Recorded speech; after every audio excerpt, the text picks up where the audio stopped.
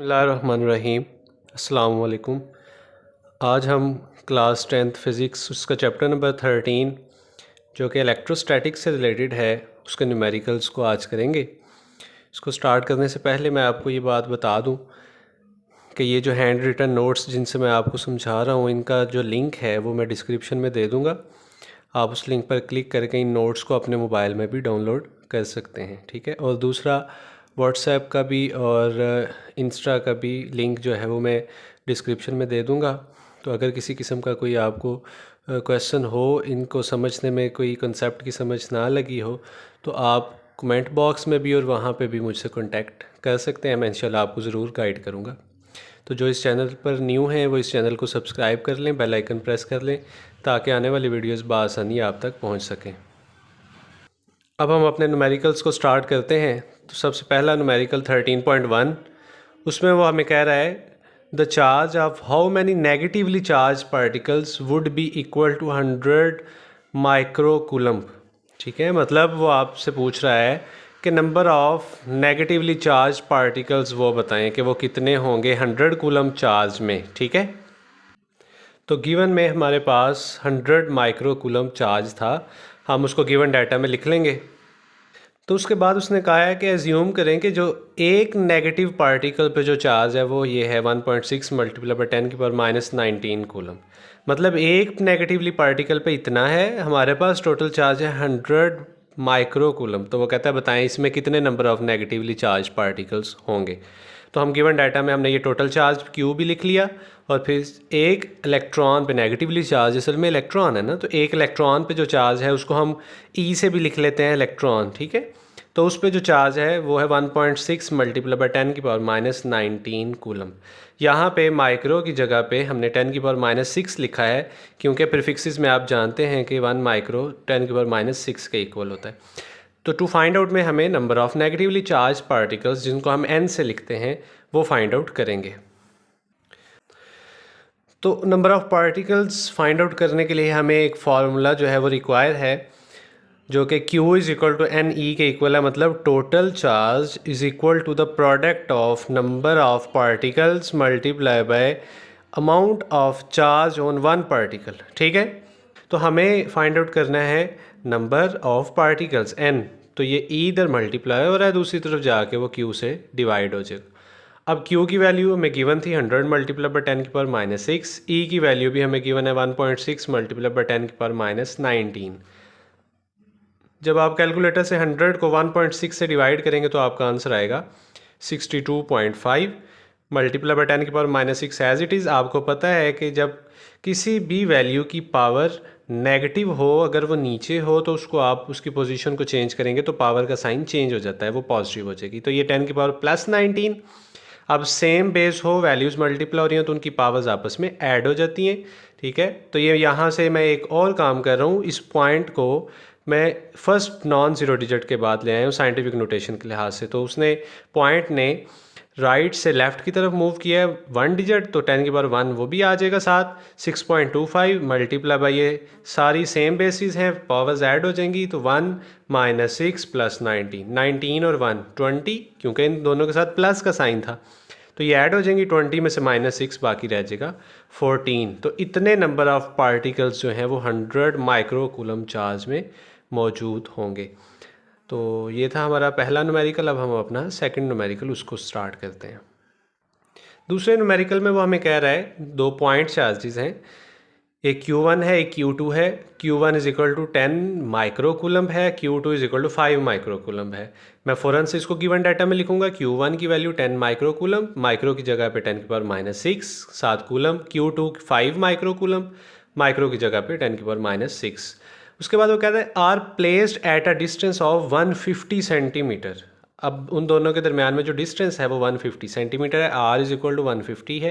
हमें पता है सेंटीमीटर को मीटर में कन्वर्ट करने के लिए हम 100 से उसको डिवाइड करते हैं। जब आप इसको 100 से डिवाइड करेंगे तो आपका आंसर आएगा 1.5 मीटर। तो ये इसको आप लिख लेंगे 1.5 मीटर। ये कांस्टेंट है के जो यहाँ पे यूज़ हुआ है, कूलम्स कांस्टेंट भी इसको बोला जाता है। के इसकी फ़िक्स वैल्यू है 9 मल्टीप्लाई बाई 10 की पावर 9 न्यूटन मीटर स्क्वायर पर कूलम स्क्वायर। ठीक है, उसके बाद वो हमें कह रहा है what will be the Coulomb's force between them, हमें एफ फाइंड आउट करना है, also find the direction of force, और उसकी डायरेक्शन को भी फाइंड आउट करना है। तो ये टू फाइंड आउट में हमने ये दोनों चीज़ें लिख ली जो हमने फाइंड आउट करनी है, कूलम्स फोर्स और डायरेक्शन ऑफ कूलम्स फोर्स। तो सबसे पहले हम कूलम्स फोर्स के मैग्नीट्यूड्स को फाइंड आउट करते हैं। तो हमें कूलम्स लॉ पता है, F इज इक्वल टू के Q1 Q2 over r square है। K की वैल्यू 9 मल्टीप्लाई बाय 10 की पावर 9, Q1 की वैल्यू 10 मल्टीप्लाई बाय 10 की पावर -6 और Q2 की वैल्यू 5 मल्टीप्लाई बाय 10 की पावर -6, और नीचे आर स्क्वायर, आर हमारा 1.5 है तो उसका स्क्वायर आ जाएगा। ठीक है, अब उसके बाद 9, 10 और 5 इनको मल्टीप्लाई करने से हमारा आंसर आया 450। बाकी सेम बेसिस थी, उनकी पावर्स आपस में ऐड हो जाएंगी, 9 -6 -6, और नीचे 1.5 का स्क्वायर हो जाएगा 2.25। इनको सॉल्व करने से माइनस और minus same values, same sign वाली वैल्यूज ऐड हो जाएंगी। -12 में से +9 निकलेगा तो -3 रह जाएगा। तो ये 450 मल्टीप्लाई बाय 10 की पावर -3 डिवाइडेड बाय 2.25 हो जाएगा। ये 10 की पावर -3 का मतलब है 0.3 डिजिट पीछे आ जाएगा, मतलब 4 से पहले। इसको 0.450 लिख लें डिवाइडेड बाय 2.25। कैलकुलेटर से आप इनको डिवाइड करेंगे तो आंसर आएगा 0.2 न्यूटन। अब उसने हमें कहा डायरेक्शन भी बताएं, तो आप गौर से देखें, जब भी हमारा Q1 और Q2 उनका सेम साइन होगा, प्लस प्लस या माइनस माइनस, तो हमारी जो फोर्स होगी वो असल में रिपल्शन वाली फोर्स होगी, और जब उनके दरमियान में डिफरेंट साइंस होंगे तो हमारी फोर्स अट्रैक्शन वाली होगी। तो आप बताएंगे the direction of Coulomb's force is repulsion. ठीक है, is the direction of repulsion. ठीक है, तो ये था हमारा न्यूमेरिकल नंबर 2। अब हम अपना न्यूमेरिकल 13.3 उसको सॉल्व करते हैं। न्यूमेरिकल नंबर 3 में वो कह रहा है the force of repulsion between two identical positive charge. Identical का मतलब है वो सेम है, मतलब Q1 Q2 के इक्वल। आइडेंटिकल का मतलब सेम होता है। तो उनके दरमियान में जो फोर्स ऑफ रिपल्शन है वो है 0.8 न्यूटन। सबसे पहले हमने फोर्स F लिख ली, 0.8 न्यूटन है। When charges are 0.1 metre apart, मतलब उनके दरमियान में डिस्टेंस 0.1 मीटर है। R is equal to 0.1 metre. Find the value of each charge. अब उसमें हमें कांस्टेंट की वैल्यू भी हमें याद होनी चाहिए। K is equal to 9 multiply by 10 की पावर 9 न्यूटन मीटर स्क्वायर पर कूलम स्क्वायर है। तो हमें चार्ज की वैल्यू को फाइंड आउट करना है, मतलब Q1 और Q2 दोनों को। अब हमें उसने बता दिया कि वो आइडेंटिकल है, मतलब सेम है, तो हम उसको Q1 को भी Q कह सकते हैं, Q2 को भी Q कह सकते हैं। ठीक है, तो हमने टू फाइंड आउट में लिख लिया Q1 is equal to Q2 is equal to Q। ठीक है, मतलब हम दोनों की जगह पे Q लिख के और Q की वैल्यू को फाइंड आउट कर लेंगे और एंड पे बता देंगे कि Q ही असल में Q1 था और Q2 था। ठीक है, तो हमें कूलम्स लॉ का पता है, F इज इक्वल टू के Q1 Q2 over r square है। ठीक है, अब यहाँ पे Q1 और Q2 की जगह पे हमने Q और Q लिख लिया। ठीक है, अब ये Q और Q हो जाएगा Q स्क्वायर, के Q square over r square. हमें फाइंड आउट करना है Q स्क्वायर, ये आर स्क्वायर इधर डिवाइड हो रहा है, दूसरी तरफ जाके F से मल्टीप्लाई हो जाएगा, और K इधर मल्टीप्लाई हो रहा है, दूसरी तरफ आके वो डिवाइड हो जाएगा। F की जगह पे हमने 0.8 लिख लिया, R की जगह पे 0.1 उसका स्क्वायर, K की जगह पे 9 मल्टीप्लाई बाय 10 की पावर 9। 0.8 एज इट इज़, 0.1 का स्क्वायर लिया तो 0.01 आ गया, नीचे उसी तरह से 9 मल्टीप्लाई बाय 10 की पावर 9।